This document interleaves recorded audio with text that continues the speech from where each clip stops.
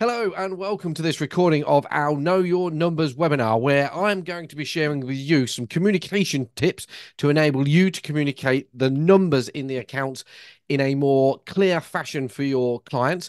I'm also going to be sharing the top 5 key performance indicators, or KPIs, that I recommend that all accountancy and bookkeeping practices measure. And finally, I'm going to be sharing the 3 categories that all team members should have, the 3 categories of KPIs that all team members should have in your accountancy practice.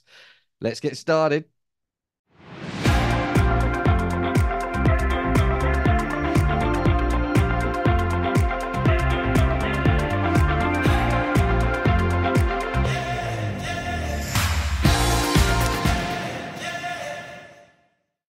So, hello and welcome to this Know Your Numbers webinar. Something I'm particularly passionate about, and I'm really, really excited about the content that I am going to share today. I'm also very excited because we've got lots of people that have registered to come along, and there are already a large number of questions in the system, which means that I have deliberately changed what it was that I was going to talk to you about. I'm still going to cover the promises, but I'm going to be a bit more succinct about those, and then I'm going to answer the questions that are already in the system, unless you on the webinar today have a burning question and you pop it in the Q&A box, as you will see on the screen. It's the raised hand button that you have to press. You pop it in the Q&A box, and then I will gladly answer those questions as I go through. And as I always say, I love the stupid questions. Yeah. So if you've got something that's coming up for you and you think, oh, I can't ask that because that's a bit embarrassing, I promise I won't read your name out, and just pop the answer or pop the question in the Q&A box, and I will gladly answer those as we go through. Now, as we've got one or two late comers filing through, we'll just move that across. This webinar is effectively a precursor to our Know Your Numbers event, which takes place on the 25th of June. It's at Kettering Park Hotel. It's a whole day together with us. Mark's going to pop the link to get a ticket in the chat box now. You'll see it's just popped in there. I just want to share very briefly what it is that we're going to be covering on that day, because some of what we're covering today is like a bit of a precursor to it, but we're going to go into a whole lot more depth. So on the day, we're going to be looking at how to communicate the numbers more effectively, and I'm going to talk about that in a minute. But as accountants, it amazes me how we're not taught how to talk numbers to our customers. Now, we would have learned things, we would have picked things up as we've been in training, but there's no formal training about how to turn numbers into a language that our customers understand. And I'll share with you what research I've done around that, and how I am going to deliver that on the day in a moment. We're going to look at what KPIs to measure, of course. We're going to look at how to allocate those KPIs to your team members. We're going to look at how to measure the key performance indicators that you have chosen. So what systems are you going to have in place in order to be able to do that? And we're going to look how to introduce and implement the KPIs that you've chosen. And that's a question that a few of you have asked. So I'm going to cover that a bit today. Obviously not in the same amount of depth that I will do on the 25th of June, but I'm going to give you some ideas around that and have a bit of a moan. I'm then going to talk to you about, on the day, we're going to talk to you about what to do with the results, because it amazes me how many times people make the same mistake over what they do with the results once they've got them. And I still get sucked into that, even though I've been using KPIs since 2005, 6, 7. So what's that, 18 years. We've been measuring key performance indicators or KPIs within Greenstones, the accountancy practice, and the Accountants Mastermind. Obviously, the Accountants Mastermind is more recent, but every single month we have a set of key performance indicators that get churned out. And also on the 25th of June, we're going to be sharing some benchmarking results. So I know there's some questions again around what gross profit margin should I be looking for, what net profit margin, etc., etc. Well, over the next 4 weeks, we're going to benchmark the whole of the community, bring those numbers together so we can give you some numbers to compare yourself against, not only for the key performance indicators within the practice, but also we're going to redo the pricing survey that we did many moons ago. I think that was 4 or 5 years ago, in order to give you some benchmarking, some pricing benchmarking as well. And effectively, the only way to get that data is either be in the room on the 25th of June, or alternatively to participate in that session. So that's what we're going to be covering on the 25th of June. As I said, the link to book is in the chat box. You're on the early bird price at the moment, which is 295, and that price goes up to 395, so another £100 at 5 o'clock tomorrow. So you need to be making a decision if you want to come along and get the full full content. Again, as I've said, ask questions. This is what ChatGPT 4 or minus 40 or whatever it's called. This is what this comes up with when you ask it to create a picture with lots of accountants asking questions. So, as I've said, please ask lots of questions, and I'm going to focus on the questions that are already in there. Um, in the Q&A box, David, thank you. I will make sure that gets answered before we disappear. So, content for today then. There is a brilliant book out there called Making Numbers Count by Chip Heath and Carla Starr. Now, if you've never come across the Chip and Dan Heath, the Chip brothers, they wrote a brilliant book about making numbers stick. Sorry, making things stick, make things stick. It was about stories and creating stories so people remember things. Well, Chip and Carla, they are in one of the universities in America, Harvard, I think, or wherever it is. And they did some science around how you can make numbers stick, making numbers count, so people can understand them. And they've done loads and loads of research. And I'm going to share with you a couple of things to help you start to think differently about how you communicate your numbers today. Now, what they discovered is that most people, um, once you get to the number five and above, most people struggle to comprehend how many that is. And that's because when we go back into the olden days, when we was living in a cave, we very rarely had any desire to count over five. So we had five fingers or 10 on our hands, but we had sort of less than five children. We had less than five partners. We had less than five animals when we went out hunting. We had a day and a night. So up until reasonably recently in our evolution, we didn't really need to go above five as a number. Now, once we went above five, it then became what we would call lots or a few. Yeah. So if you was if you was out on a plane and you was looking for an animal, all you're going to do is you're going to want to hunt one of those animals. Now, when we went to the agricultural age and we started farming, then all of a sudden we needed to have numbers in excess of five to be able to communicate numbers in excess of five and begin to count over that. And as I say, that's how we end up with all the different numbers that we have in the world and all the different interpretations of the numbers that we have in the world. But with regards to evolution, it is a relatively short period of time that we've been communicating around numbers larger than five, six, seven, 10, that sort of era. So if I say to you, what's the difference between a million and a billion? Your brain might go, because we're reasonably good at numbers, hopefully, you might go, well, one's got nine noughts on it and one's got six noughts on it.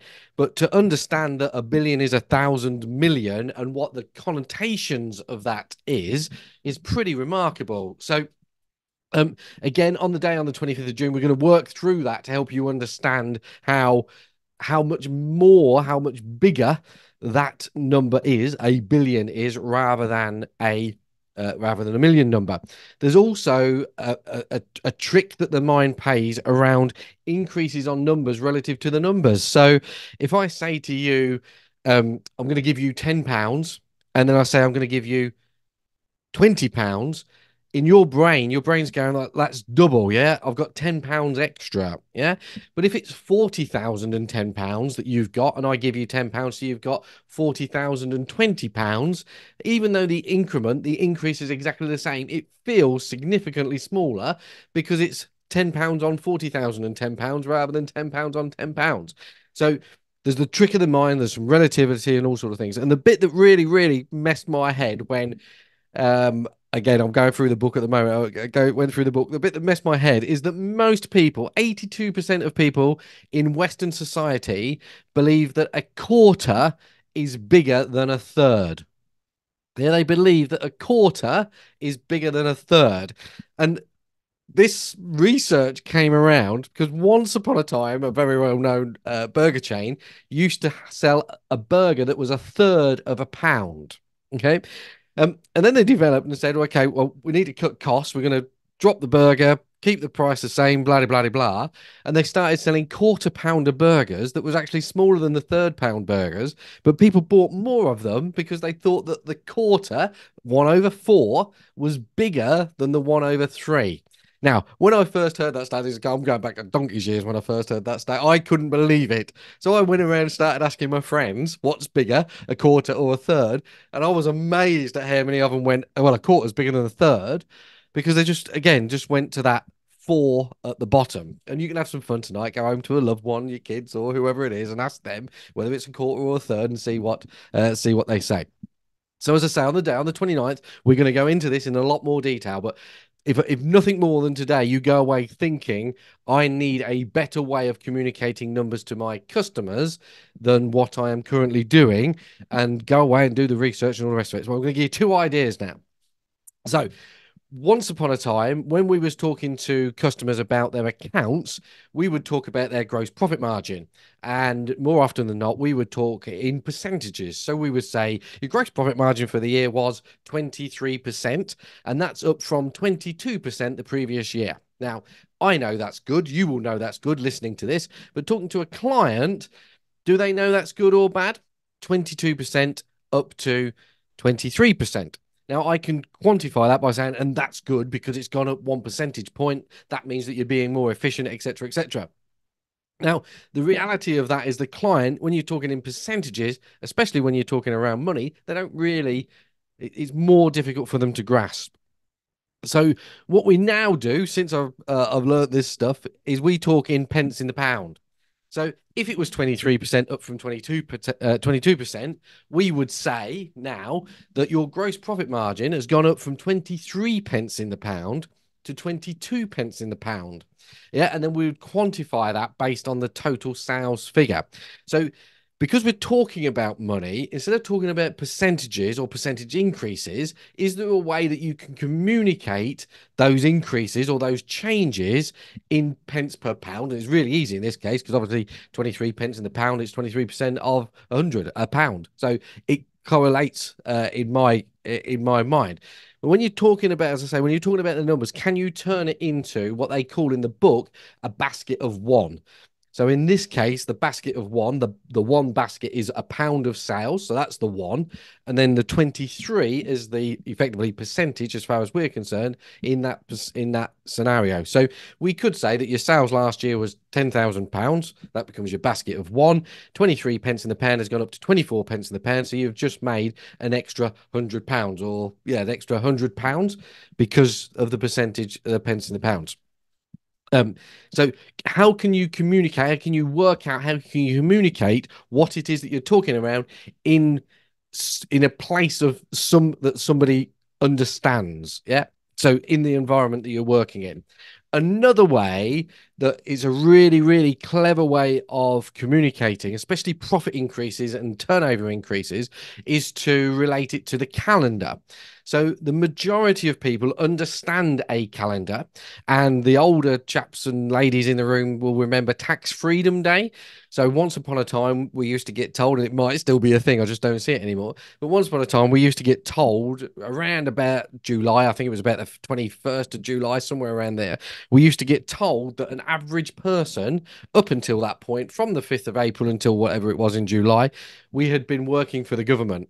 So Tax Freedom Day became, that's the day when you've stopped paying tax and you've started earning money.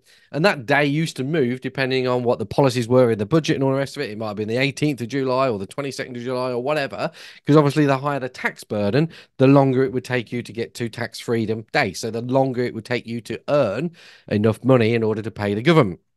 So if we can relate that and turn that into a conversation from a customer perspective, say for argument's sake that they have earned, and I'm going to pick numbers out of the air now, and everybody that knows that this is not my strong point. Say, for example, that they've earned £120,000 in a year, and then the following year they've earned £144,000, for argument's sake.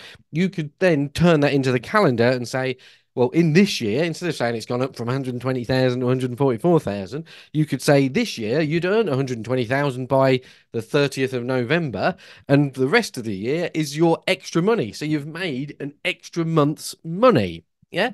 And the same can go the other way around. So last year that you earned X and this year you've earned less, so you need to work. So let me give you an example. So last year you earned £120,000. This year you've only earned £90,000.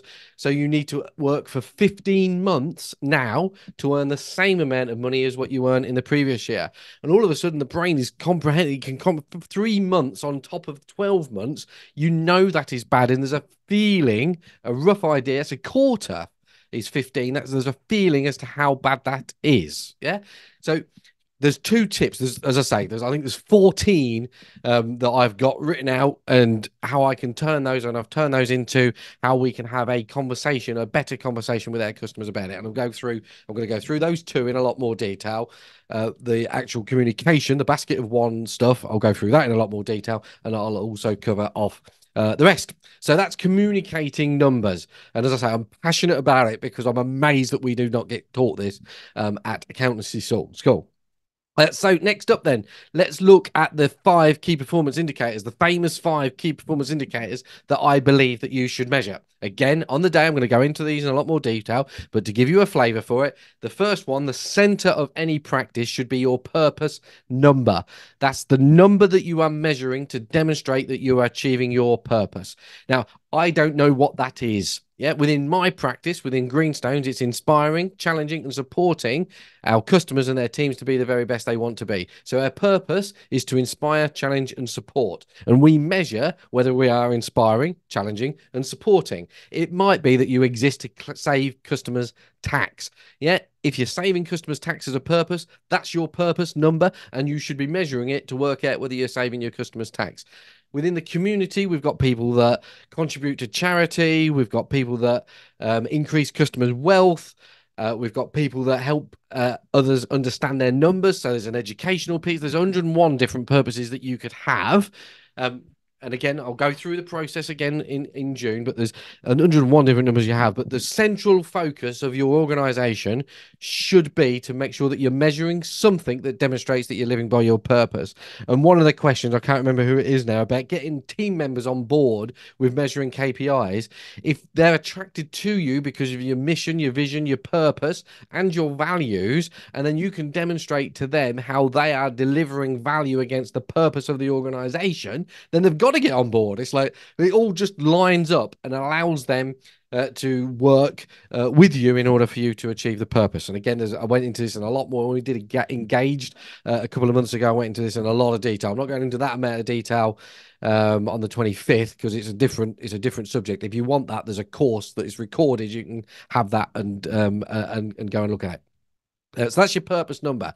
The second one, and I'm going to share this again in a minute, but this is the most important one for me, is team happiness and your ability to make sure that the team are happy and therefore are productive, and more importantly these days that they are engaged in the processes that you are undertaking and the service delivery that you are giving to your customers. So team happiness or team engagement, that's a survey to the team. There's various software tools out there that you can use as well. We use MS Forms 365. So team happiness. The third one is customer happiness. So if you have happy team, you have happy customers. Happy customers you survey the customers, you get the survey results back. There's an upsell opportunity, a referral opportunity, etc., etc. That's customer happiness. The fourth one is team costs to fees, and lots of people get fixated on team cost to fees. Again, there's a question over here about my team cost to fees are too high. How do I reduce them? And I'll get to that. That was Morena. I'll get to that, Morena, before I finish today.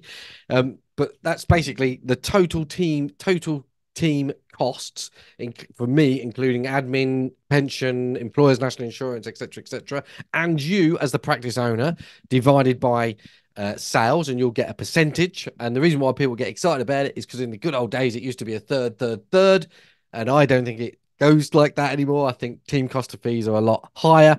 And then there's only really four ways of reducing your team cost of fees, most of which I'm not overly happy with. But anyway, we'll touch on that again before we disappear at 3 o'clock. And then the last one is extra work orders to fees. So for me, focusing on delivery of extra work and charging for that extra work so there isn't any scope creep is massively important. Now, what we tend to do, and all business owners do it, is they go out there and they want to be on LinkedIn and Facebook and all the rest of it, selling new stuff to new customers because it's all very exciting, etc., etc. Whereas your current customers know, like, and trust you, and therefore you should have the ability, they should want to buy stuff from you, and you should have the opportunity to offer more stuff to them. If you don't keep timesheets within the practice, that one is fundamental. Yeah, because otherwise people will do stuff, you'll get scope creep, and before you know where you are, you'll be doing loads of work for the same fee that you've quoted at the beginning that wasn't included in that fee. So extra work orders to fees is a massive number if you don't keep timesheets. And benchmarking, and it's a little while since we've done this, it was 2022, I think, if I remember rightly. Benchmarking suggests that you should be creating at least 15% extra revenue, 15% of your GRF as extra work orders. So if your GRF is £100,000, every year you should be generating 15% in extra work orders or additional work orders. And additional work orders is an upsell for payroll, bookkeeping, cash flows, tax investigation, insurance, IFAs, anything that the customer hasn't had in the previous year that you have managed to sell them this year. And as I say, you should be looking at 15%. And it's quite shocking sometimes. Well, most practices, when you go, A, they don't know what the number is, and B, they're not upselling at all. They're still working on prices that they quoted 6 years ago that they've never managed to increase. So the extra work order is, but again, is one of my five. In the questions, lots of people have said, what's the best number? What's the most important number to measure within the practice? And when I first read it, I thought, oh no, I'm never going to be able to boil it down to one number. There's this, there's that, and all the rest of it. But having sat back and thought about it, the number one number that I would measure, if I could only measure one number within the practice, it would be team happiness, team engagement. Because if you've got a happy team, then you've got happy customers, or more likely to have happy customers. You will almost certainly be delivering the purpose of the practice because they'll be happy because they're delivering the purpose of the practice. Team cost of fees will be lower because they'll be happy and they'll be more productive and they'll be working, and the extra work orders to fees will be higher because they'll be out there looking to help their customers deliver the purpose of the practice more. So that, if you could only measure one number, if I could only measure one number within my practice, it would be team happiness or team engagement.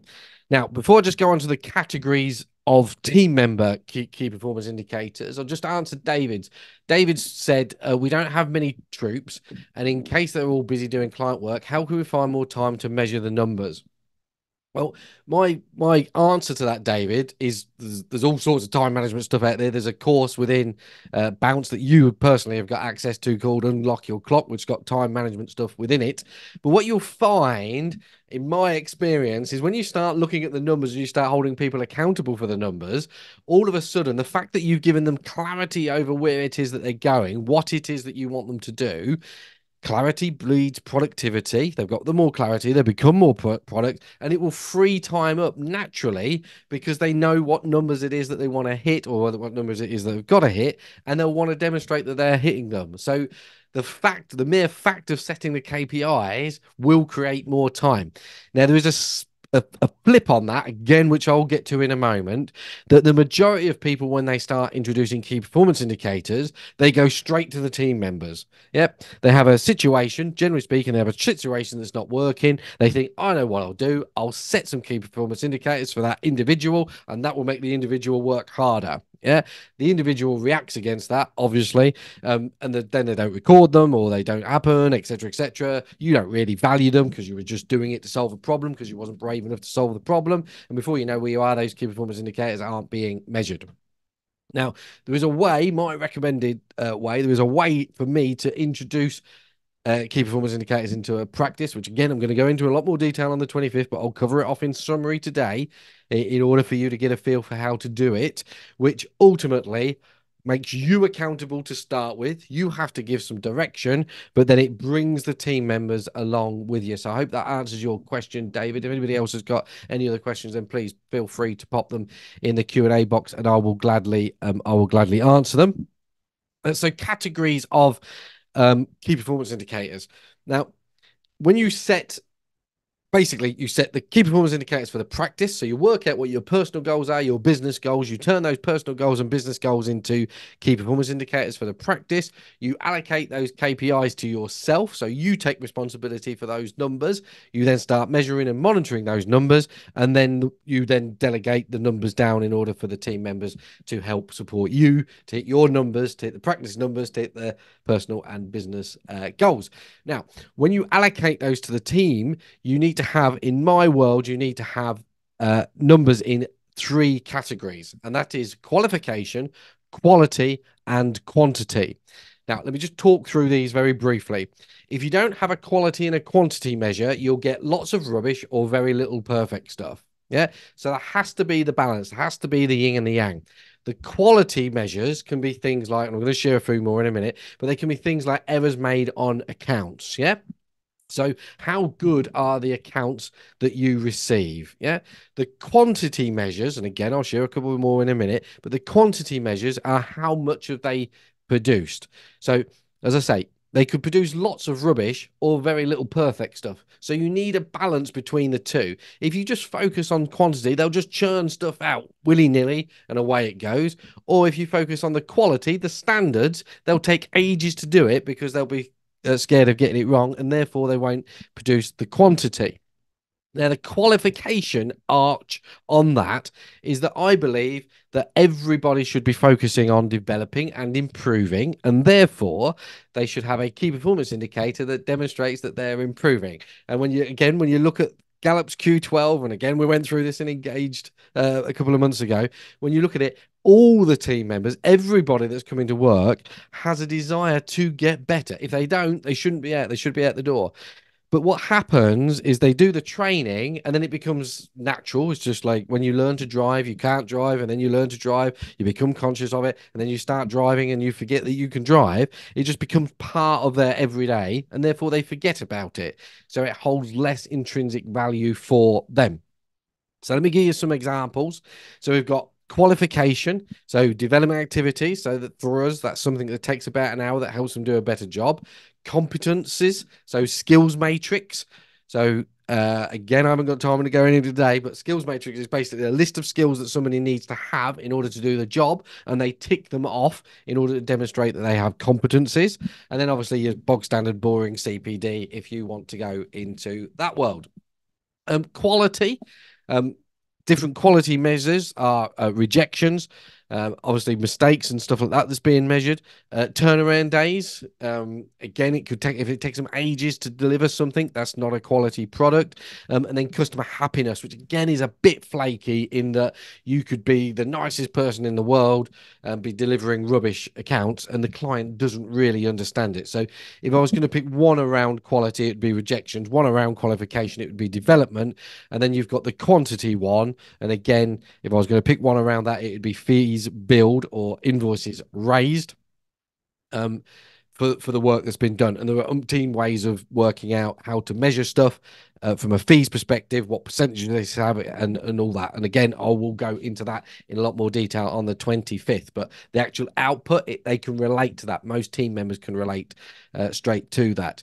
If you've got a salesman within the team, then quantity can obviously be sales made. If you've got somebody that looks after operations, then obviously you can have the productivity of the person. If you keep timesheets, you can have a productivity analysis. So how 89% of their time recorded on their timesheet is productive. The really interesting one with that, though, is that productivity and sometimes recoverability on a timesheet go hand in hand.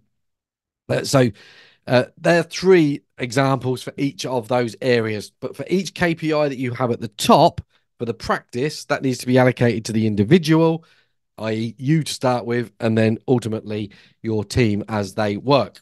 So that's what I promised to deliver in the blur before we came. Ideas and tools and tips on how to communicate numbers better to the team. The top five key performance indicators, as far as I'm concerned, which I have shared, and the top one being team happiness, and then the number categories. So if anybody's got any questions around any of that, then please pop them in the Q&A box, and I will gladly answer them. I'm now going to talk about key performance indicators in the practice, bonuses to drive key performance indicators, which I'm massively passionate about, time tracking and how to measure client profitability, reducing client levers, guarding against fake numbers, and blah, blah, blah, blah. There's a whole world of stuff that I've got to share. But as I said at the beginning, if you've got questions in your mind, if you pop them in the Q&A box now, I will gladly answer them over and above any of these other questions that I am going to ask or have already been asked. So let's start and work down my list. So, do I need the same key performance indicators or KPIs as a bookkeeping practice? The simple answer to that is yes. So, from my perspective, the majority of KPIs, key performance indicators, they go across all businesses. It's not just an accountancy practice or a bookkeeping practice. They have separate key performance indicators or KPIs. If you think about what we've talked about today, measurement, any business should be measuring rejections, turnover, learning points, average value per customer. There's loads of them. Team cost of fees. If the team is an important thing, they should be measuring it. If it's a material cost of fees, they should be measuring that as well. So, do the other same KPIs for a bookkeeping practice as an accountancy practice? Angela, the answer to that is yes, and they are pretty standard across any industry. Tim's then asked, does he agree that time tracking is the best way to measure client profitability? I'm going to say yes to that, but it's only one way. So my bugbear with timesheets, and I am anti-timesheets, my bugbear with timesheets is people use them to price. And there's lots of people out there that will say, we don't use timesheets to price, we use timesheets to measure profitability. And then you say, okay, so what do you do with the information when you work out that you're making a loss? And they say, we increase the prices. So they've effectively increased the prices based on the timesheet that they have recorded. Now, if you're going to solely use them for profitability analysis or a KPI for the team, I am happy with that, but they should have no correlation to what you're charging the customer. The customer should be paying based on the value that they're receiving rather than time that you've invested. And if it becomes time invested, for me, that feels a bit unethical. I had a conversation with somebody at Accountancy last week because it basically encourages me to be inefficient and take my time. And I know everybody's going to go, oh, I wouldn't do that. I would never do that. But there will be occasions where team members come in and think, oh, I had a bit of a heavy night last night, or this, or I don't feel up for it, or I've got a bit of a cold. I'll just stick it down on the sheet, and eventually that will wear its way all the way through. So that's one. The second way is I'd answer that, Tim, is it depends. Is timesheets the best way to measure client profitability? That's one way, but it depends on what you're selling. Yeah, now, if you're selling a service and a high value service where you're going to look after your customers and treat them and answer any questions they've got and all the rest of it, then time is probably not the best thing to measure with regards to their profitability.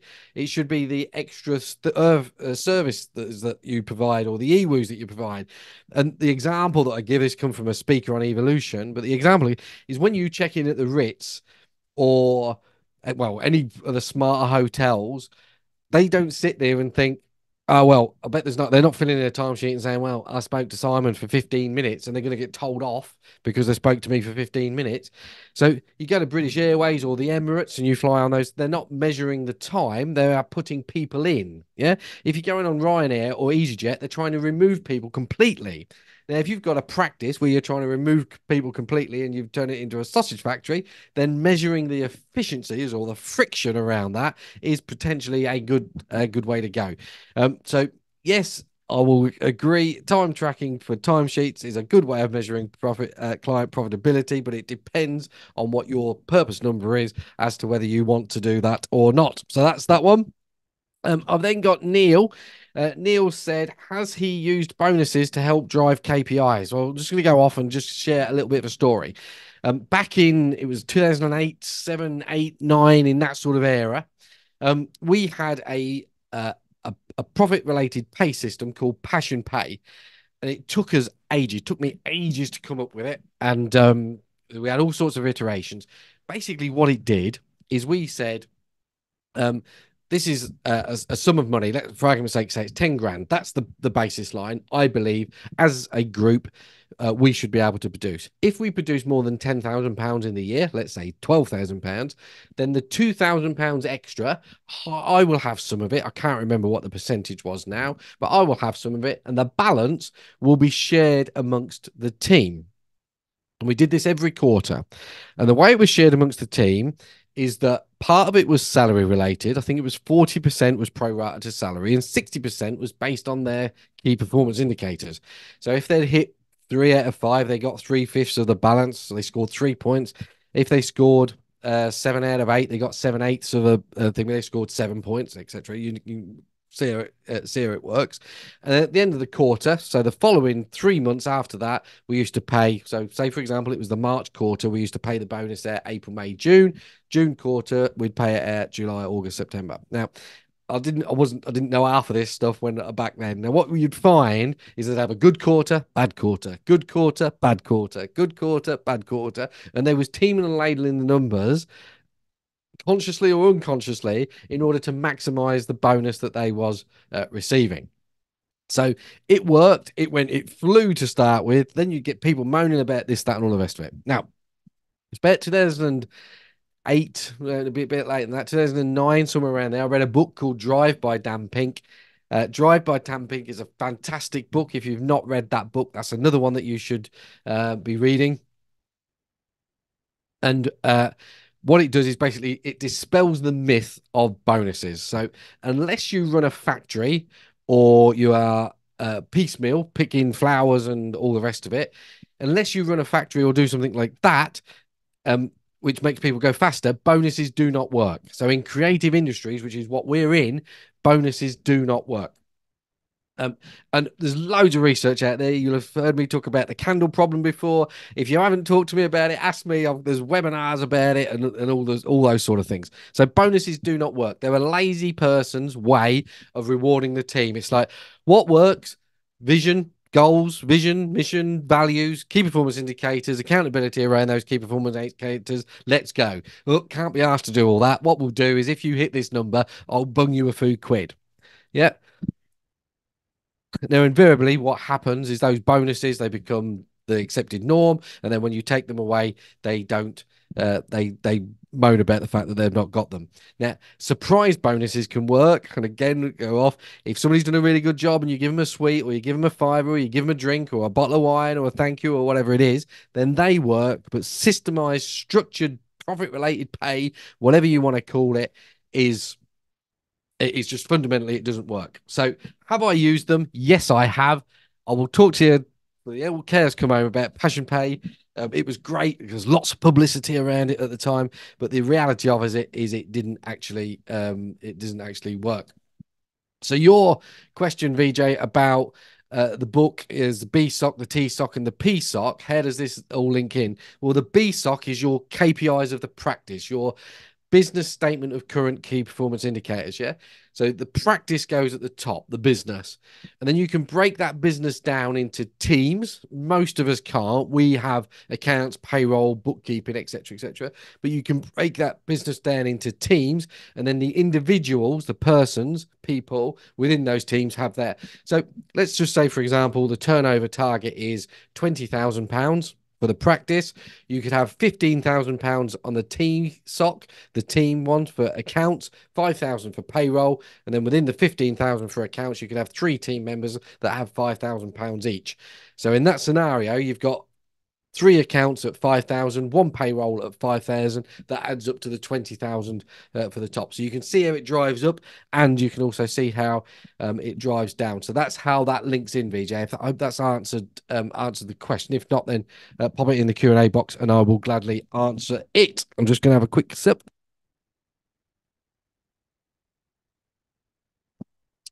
So that's that one for Neil. Jordan's asked about how best to reduce client levers. Again, it's key performance indicator. You can go off into all sorts of different things around that, Jordan. So exit interviews for the customers, find out why. But the two key performance indicators that fundamentally came up for me were around customer happiness, um, and turnaround times. So how quickly you're turning the accounts around, if they value that. Because if you're not, then if you're not turning them around as quickly as what the customer wants, then they'll leave. And if they're unhappy, they will leave. Fundamentally, people leave accountancy practices because they believe that you're apathetic. So clients leave because they think you don't care. So you might want to measure something like proactive calls, for example. So within Greenstones, we measure proactive calls. Within TAM, within the Accountants Mastermind, we also measure proactive calls, so unexpected calls to have that conversation with somebody. Brian has asked a great question. How do I guard against fake or fraudulent numbers? Now, you have to, and again, I'll go into this in a bit more detail on the day, but I believe that it's best for the individual that's being measured to enter the numbers into the spreadsheet, the software, or whatever it is that you are using to monitor the key performance indicators. So by them typing the numbers into the spreadsheet, they are physically recording that number. Now, if somebody else does it for them, then they're kind of detached from it. So they might know what the number is, but somebody else is carrying out the kinesthetic activity, the physical activity of recording the number. So fundamentally, if they can, and the majority of the cases they can, even if they don't work out what the number is, they should be typing the number into the system that's recording it. Fundamental. Yep. Now, people then say, well, what about if they lie? What about if they write the wrong number in? Do you have to check that they've written the right number in? Now, if I'm having those thoughts about any team member, there is a bigger problem. There's a fundamental problem in my relationship with that team member than whether or not they're sticking in 3 proactive calls rather than 6 proactive calls, or 10 grand or 9 grand or whatever it is. So if I'm having those thoughts, Brian, that they're untrustworthy, then I need to be having a conversation with them about being untrustworthy rather than whether or not I think they're putting the numbers in there wrong. Now, on occasions, people make mistakes. Yeah, and they need correcting. But as I say, if I believe that they're not producing what it is or not recording the numbers accurately, then we need to be having a conversation. So I don't believe that I need to guard against fake or fraudulent numbers, other than I need to guard and fake against people telling me fibs. And if they're telling me fibs, not telling the truth, they should be out of the door. As one of the values, they should be out the door before we start. And Andy's asked, how do you get buying from the staff on the importance of key performance indicators?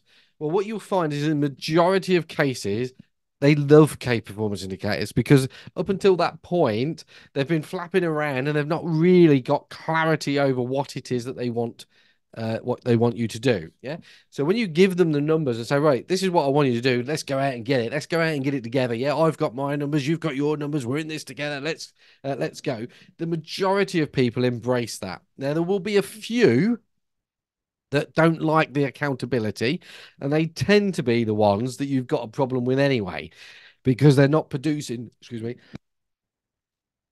they're not producing what you want them to produce, and therefore they're under a bit of pressure. Yeah, and they don't like the accountability, they don't like the exposure, because again, another one of my recommendations is that everybody sees everybody else's numbers, because as soon as they start seeing everybody else's numbers, there's an element of social proof that kicks in, that means that they have to develop and help each other. So as I say, generally speaking, most people don't care. The ones that do care, generally speaking, you've got a problem with, and the problem isn't that you're measuring the KPIs. The problem is their performance, and if it is their performance, then you need to go through the process. Again, there's a process in the book, Manage the Bottleneck, that you hold the hands. You then give them a letter of expectation, key performance indicators, yeah, and then you go on through the process. Very, very rarely do you have to go above the letter of expectation, and very rarely do you never even send a letter of expectation, because when you sit down and write it, you realize you've been completely fluffy about what it is that you want that individual to do. So buy-in from the staff. Yeah, you do it yourself. If it's good enough for you, it's good enough for them. Yeah, the problems tend to happen where somebody comes along and goes, oh, I'm going to do KPIs for my team, and they give the team the KPIs, they delegate the team the KPIs, and they don't do it. So there's some loads of ideas in there, Andy. David said mission creep means we lose lots of potential fees. There's 2 things with this, David. Clarity around the scope. And if you're measuring the individual's key performance indicators, uh, making sure that EWOO's charged is one of those key performance indicators. Yeah. So if they're being measured on 4 or 5 things, their ability to spot and invoice extra work orders is a massive thing. Again, just be clear about this. Again, I'll go into it in a bit more detail. Invoices issued for EWOO's extra work orders is a different measure to EWOO's quoted. Yeah. Now, I've got 3 team members that are predominantly responsible for doing EWOO's, 2 of which are measured on EWOO's invoiced, because they have no problem. They'll talk to loads of different people about loads of different things, and they're measured on EWOO's invoiced. EWOO's invoiced is a consequence of quoting for an EWOO. So I have 1 team member that doesn't talk about it at all. So he's focused, he's quoted, he's targeted on how many quotes he issues. So invoices, EWOO's issued rather than EWOO's invoiced or accepted. Yeah. So focus on it and make sure that they're targeted on issuing those invoices. Now, again, this is a fundamental thing from me, which I look back and think is stupid, Simon. We have ad hoc calls. So we have fixed quotes, and within those fixed quotes, we say ad hoc calls. Anything that takes anything that takes them more than 15 minutes isn't an ad hoc call. It becomes an EWOO. Yeah. Now, previously, we'd just say ad hoc calls are included, and the team member would have conversations with the customer and blah, blah, blah, blah. And before you knew where you were, you'd be spent 3 hours researching this or finding this out and all the rest of it. And then you couldn't go back to the client and say, I'm ever so sorry, it's X amount of money because of X, Y, Z. I'm not saying that doesn't still happen occasionally, but because we're giving the team members clarity that an ad hoc call, an ad hoc question takes less than 15 minutes. Yeah, when they're having the conversation, if they've got to go and find something out or got to go and do this, or they've got to do an Excel spreadsheet or whatever it is, they know that's not an ad hoc call, and then they do the EWOO. Yeah, so absolute clarity over what is and isn't acceptable within the scope for the team, and then measure on it whether they are actually measuring on whether they're actually delivering it or not. Justin's asked what the 5 KPIs you think we should know, which I've already given you. Purpose number, team happiness, customer happiness, extra work orders, and team cost to fees. What fee to partner ratio do you think is achievable? That's Paul answered that question. So what fee to partner ratio do you think is achievable? And this is something that came in the Facebook group a couple of weeks ago. It depends so much on the client base. Now, I've got accountants within the community that have got 200 clients at £500 a year. It's £100,000. Yeah, that's good money for them. They're doing it on their own. They're happy at that. They're happy at that level. I have also got accountants within the community that have got 50 clients that they're charging on average £10,000 a year to. So it's £500,000 worth of turnover. So there's a big range. One's only got 50 clients, but in a lot more detail. One's got 200 clients and I hardly ever speak to them. Yeah. Now, the one that's doing 50 at 10K a pop, they've got people that work for them. Yeah. So the profitability is more, and the one that I'm thinking about is more in the 50 times the 10. But what you can handle, what fee to partner ratio you can think you can handle, it's a silly number. Yeah, it's an irrelevant number. It's only relevant from your perspective as to where you're comparing yourself to this year, to last year. The other thing with that, Paul, is some people can do a really rubbish job and don't really care about it. Other people can go over the top. So there's just a massive dynamic around it, which is where now. So I'll move on to the team cost of fees conversation, because again, I can rant about this. My team cost of fees is too high. How do you go about reducing it without reducing the quality of work? So my team cost of fees are too high. How do I go about reducing it in order to reduce the quality of work? So when I read that, the first question that came to mind is, how do you know that your team cost of fees are too high? The only real way you can do that is if you've been listening to somebody that's spouting on about 33% or 40% or 36% or whatever. So you're comparing what you're doing against somebody else. Yeah. So if you compare yourself against others, you'll get better. Compare yourself against yourself, you'll get better. Now, if you look at the ratio that you've got, team cost divided by fees, there are only really 4 ways that you can adjust that ratio. One of which is to cut corners. So where you've said reducing it without reducing the quality of work. So reducing the quality of work or cutting corners is a way of increasing that or reducing the actual number, but increasing the ratio. So you can do 33% if the quality of work that you're producing is less than somebody else. That's one way. I don't like that way. Yep. Second way, you can work harder.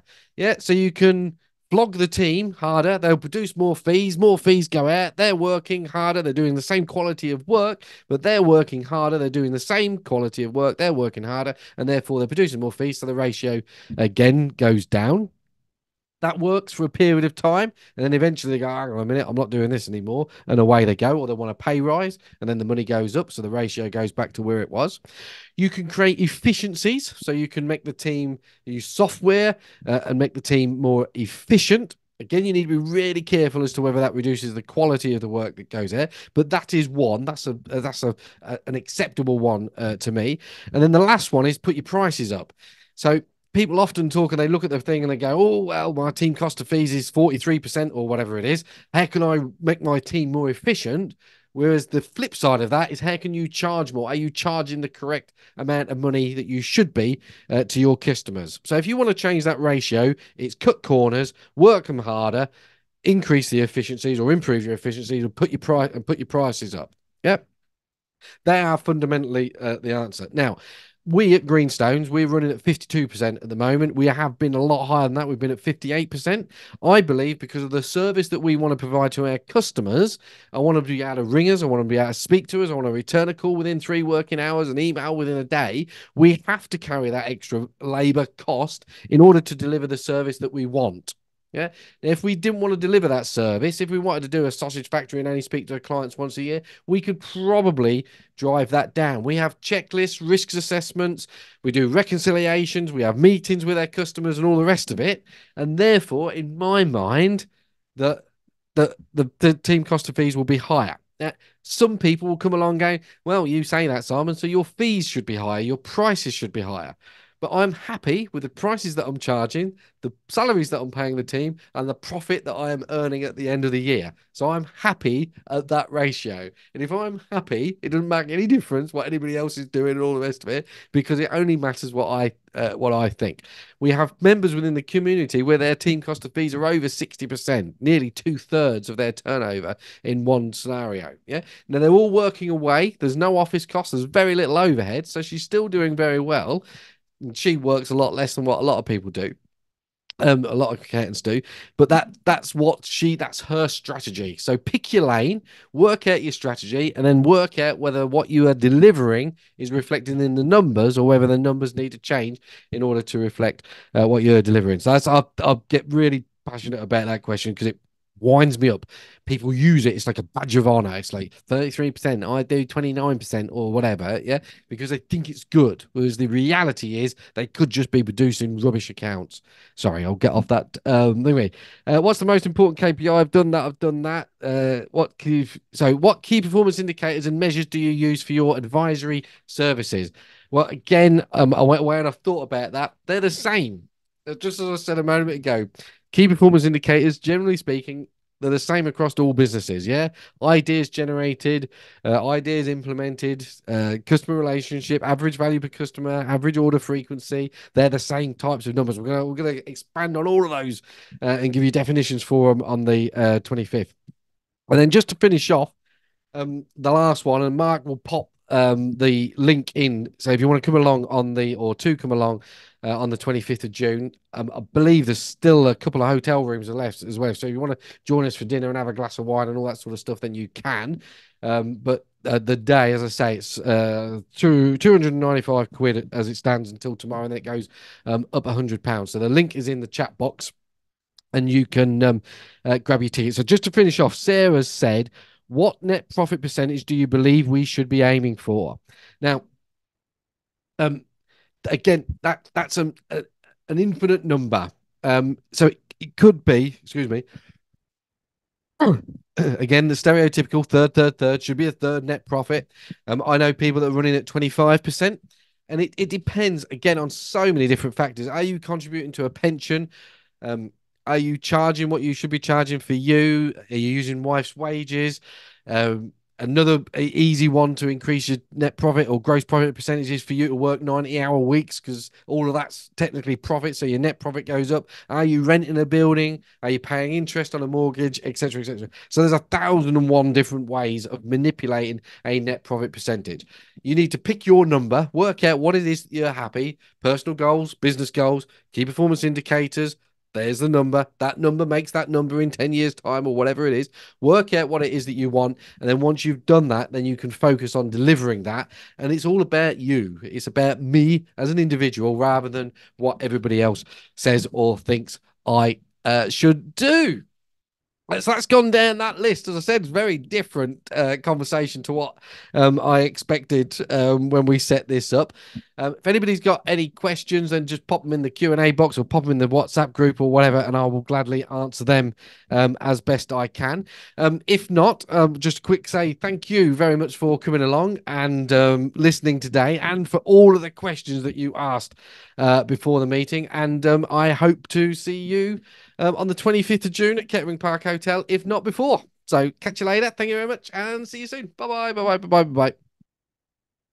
Thank you for watching this Know Your Numbers webinar. All you need to do now is hit the like button. If you've got any comments or questions or observations, post them below the video and I will gladly answer them. And also subscribe to the channel so the next time that we release a video, you get notified. On the screen right now, there should be the video that we recommend that you watch next.